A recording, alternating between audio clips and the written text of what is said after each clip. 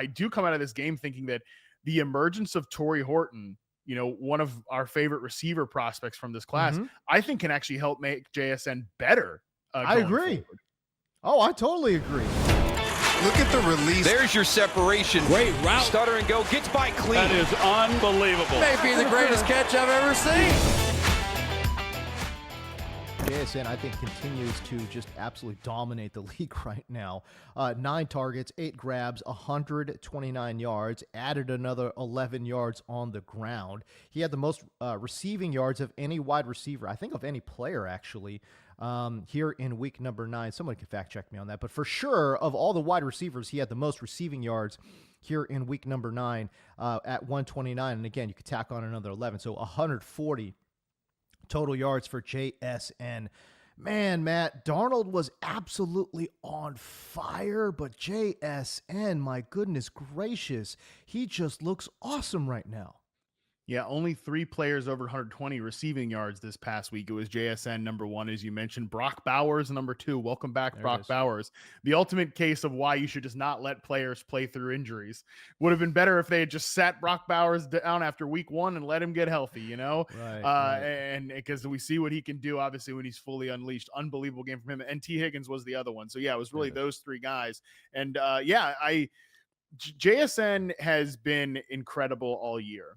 And we've been talking about that as he's a guy that has made, I think it was just a couple of weeks ago, I made the case that he outlines, the story of a breakout receiver perfectly, where it's, kind of, he looks like he belongs year 1, but doesn't really, he's good, but he's not like, he kind of gets outproduced by DK Metcalf and Tyler Lockett because they're veteran players and people overreact to that. Then year 2, it kind of took a little bit too long for the now fired, I wonder why, Ryan Grubb to realize, like, oh, yeah, I should run my whole offense through this guy. It took DK Metcalf getting hurt, but he finishes the year literally the most productive receiver on a per route basis against man coverage last.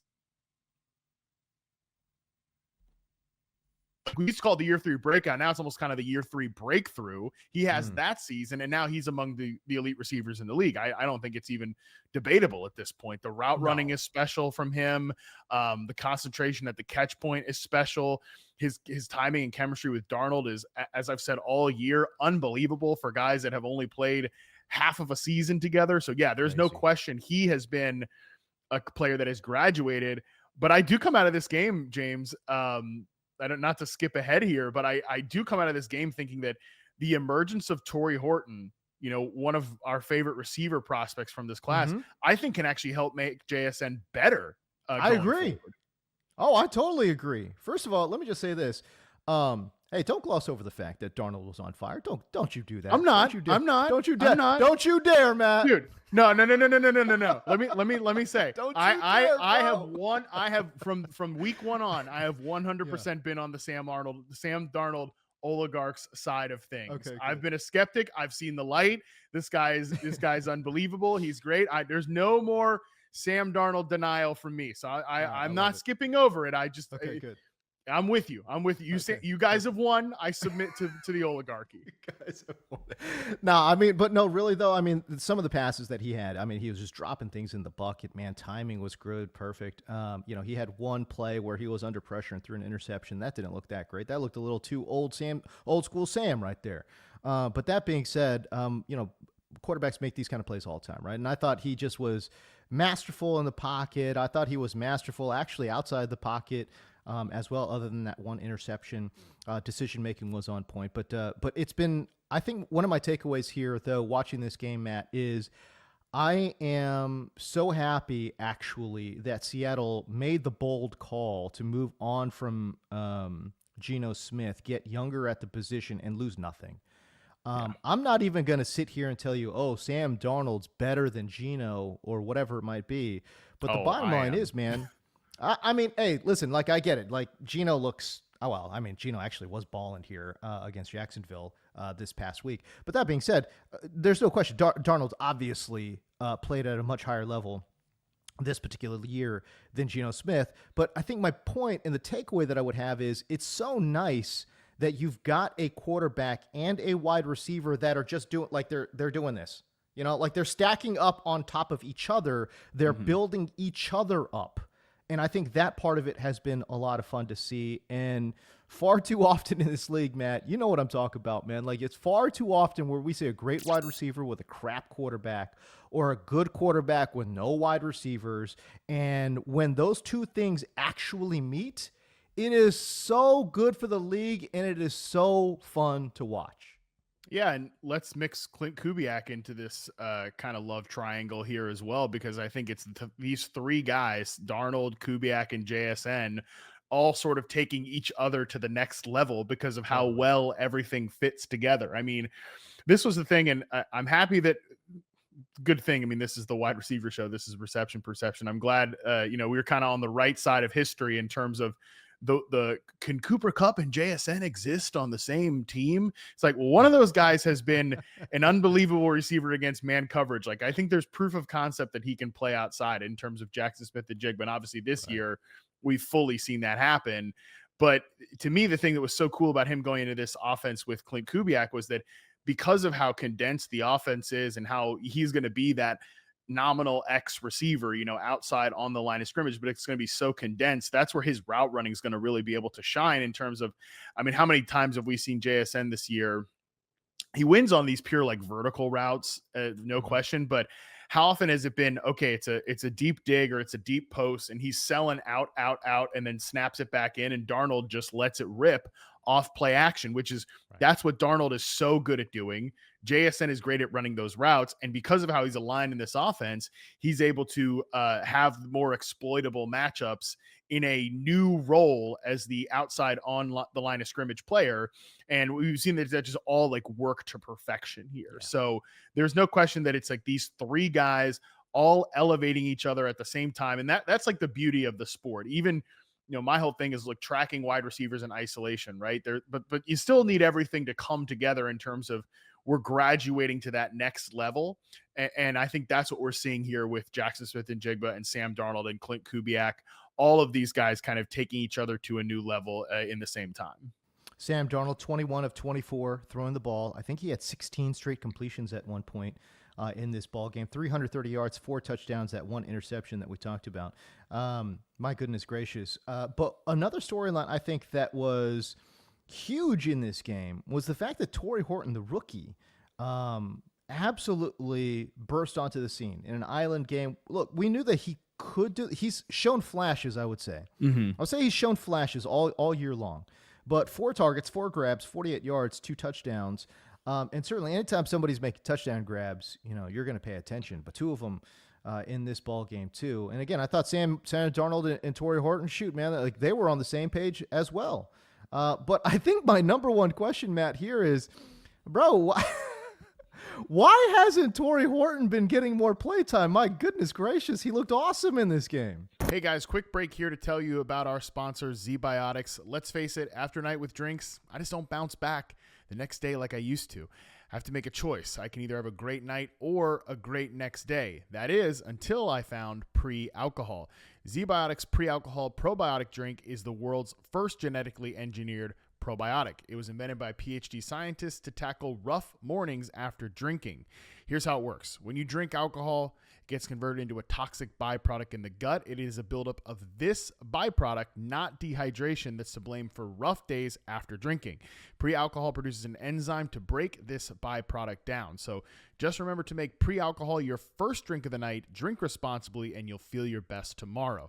I personally use pre-alcohol while I'm trying to consume less alcohol overall. I still love to go out to dinner, go to a winery with my wife, explore some different food pairings. It really enhances the experience. And with pre-alcohol, I don't have to sacrifice the next day. I can get up, crush my goals, whether it's charting a new wide receiver, fitness, whatever it is. I don't have to sacrifice that anymore. So go to zbiotics.com/RP to learn more and get 15% off your first order when you use code RP at checkout. ZBiotics is backed with a 100% money-back guarantee, so if you're unsatisfied for any reason, they're going to refund your money, no questions asked. Remember, head to zbiotics.com/RP and use the code RP at checkout for 15% off. Obviously, he's a 5th-round pick, is Tory Horton, and he's playing behind a guy in Cooper Kupp that this team paid a significant amount of money to in free agency and is a veteran player. It's not like outrageous. I mean, look, and I said Tory Horton is a 5th round pick. If you are just for whatever reason, this is the first time you've consumed reception perception, let me just clue you in on my evaluation of Tory Horton, which is that this guy is not a 5th round pick. He was I don't even know like what did the doctors see in his knee that caused him to fall to the 5th round? Because it's weird too. Like his entire 2024 season was kind of injury bitten, and then eventually he leaves the season with a knee injury at Colorado State after a fantastic 2023 campaign. He leaves the season early. He never returns. He's out for the year, but then he comes back and he runs a 4.4 at the scouting combine. Right. So he ran again, well. To me, I was like, oh, this guy is he'll fall a little bit because of injuries, but I had him ranked as like an early day 2 type of player, like an early round 2 wide receiver. So I think he fell way too far, even with some sort of injury discount. Right. So that's, but nevertheless, he is still a 5th round pick. It was impressive that he basically just left no doubt that he was the 3rd receiver on this team. And over the course of the year, last night included, he's run around on 59% of the dropbacks. He's been on the field for 46% of the snaps, because this team going into last night was 31st in 11 personnel percentage. They do not play a lot of 3 receiver sets because they have multiple tight ends that they throw at you. You saw it last night. Obviously, Elijah Arroyo got a touchdown. AJ Barner got the tush push touchdown. AJ Barner actually leads the team in routes on the night. So Tory Horton wasn't able to showcase himself to be a full-time player because of the offense that he played in. But you're right that he sort of flashed at times. There's been some rookie mistakes, but he's definitely made some splash plays prior to this. But I don't think he had caught a pass since week 5, because the last 2 games he had gone without a catch. The Seahawks were obviously on a bye in week 8. So it had been a minute since we'd seen like Tory Horton make a play, but he gets this promotion to the starting lineup because Cooper Kupp misses this game with a hamstring injury. By the way, Cooper Kupp is a 30-plus-year-old receiver who he's dealt with injuries before, and this is a hamstring injury. He might miss another game. Like we might get another Tory Horton start next week, but he showed in this game on Sunday night what he's really capable of, which to me is being a starting perimeter wide receiver in this league.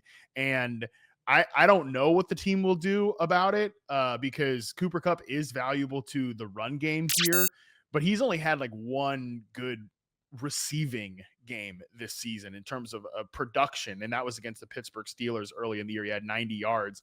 I don't believe he's cleared 50 yards in any other game this year. So again, I understand the Kupp is valuable to this team. He's a good like safety outlet for Sam Darnold. He obviously does really matter to the run game in terms of a blocking perspective, and allows them to sort of blur the 11.5 personnel when he's in there as more of like a tight end type figure. But to me, watching that game last night and going back and charting it this morning, I think there's a lot of aspects of Tory Horton's performance that's going to be really difficult for this team to put back in the box. Tory Horton has 5 touchdowns on 22 targets. What? He only has 13 receptions. 5 of them are for scores. So, yeah, when I'm saying he's flashed, I mean, this is why, it's like anytime they get into the red zone, my goodness gracious, it's like Tory Horton's there. He's a competitor. And I think that's what we saw at Colorado State too, right? Like the fact that this guy will fight for the football. I loved him in contested catch. There was so much about his game that just, tracked exactly with the exact kind of player that I like, right? Like we're talking about the guy that can win downfield. He's good after the catch, and he's great in contested catch as well. My 2 takeaways after charting this game, and remember, his full sample will be not full sample, but a sample of his games will be coming in the rookie report on the website in next Thursday. So not this coming Thursday, but next Thursday before week 11. I'm happy we're actually getting some usable games here from him where he's starting. So I went back and charted this game here this morning. 2 takeaways. Number 1, he was devastating against man coverage. His first catch of the game is just on a quick slant where do you remember when Clint Kubiak said at one point, I think it was like kind of right before week 1, where he's like, I don't really want to say the player that Tory Horton reminds me of, but and he was kind of playing coy about it. And eventually he works himself up to say he reminded him of Justin Jefferson, who he was around in Minnesota. Right. I know that Clint was mostly talking about preparation and how he's just like how he attacks that aspect of it, the preparation, the weekly prep, the whole deal. But when he was running some routes against press coverage this game, I was like, I kind of see it from a movement skills perspective. I'm not saying Tory Horton's about to be the next Justin Jefferson, but just how smooth he is and how decisive he is at the release point. It was very impressive for, again, a guy that is, quote, a 5th round pick. So he just quick slant right away. I believe his first touchdown was a tight coverage, as you mentioned, contested catch win on Marshawn Lattimore, who commits a holding or a PI, and then Tory Horton still wins the out route touchdown. The second touchdown, though, against Mikey Sanders, still lined up in the slot, press man coverage. He just gets on top of him so fast and then runs a corner route against man coverage and wins. So it's just, number one, it's like, that's real deal, big boy wide receiver stuff from Tory Horton. That's legit, not busted coverages or anything. Those are just real deal starting NFL receiver wins. My second thought, though, and this is where I think it's going to be difficult to put this game back in the box for Seattle. It's not just that Tory Horton is good, but Tory Horton is clearly the second best wide receiver on the team when it comes to those outside on the line of scrimmage plays. Right. Obviously, Jackson Smith-Njigba is one, and he has been the outside on the line of scrimmage player for the vast majority of the season. And even in this game, he took a lot of snaps as that X receiver. But Horton can take those too, and because he's a credible threat on these deep routes, the corners, the comebacks, that I think then allows you to weaponize JSN by moving him around more. He's not somebody, he's shown this year, he's not a guy that needs pre-snap roll catering, slot stuff, whatever. But they had a play where they got him in the backfield because Tory Horton is the on-ball outside receiver on the backside running a comeback route, and like a deep comeback route. So like, because you're able to credibly put him there, and Cooper Kupp, as good as he is as the mentor and the safety valve and all that, he's not a credible threat on those plays. That allows you to weaponize JSN more and do more things with him where they get him that backfield route, and it's just smooth as hell, wins the play, and it's a chunk gainer in that way. So that's going to allow JSN to sort of move around a little bit more and access a more layup, as if they needed more from him, but more from him by getting Tory Horton on the field. So we might get another game where Tory Horton just starts anyways because Cooper Kupp has a hamstring injury.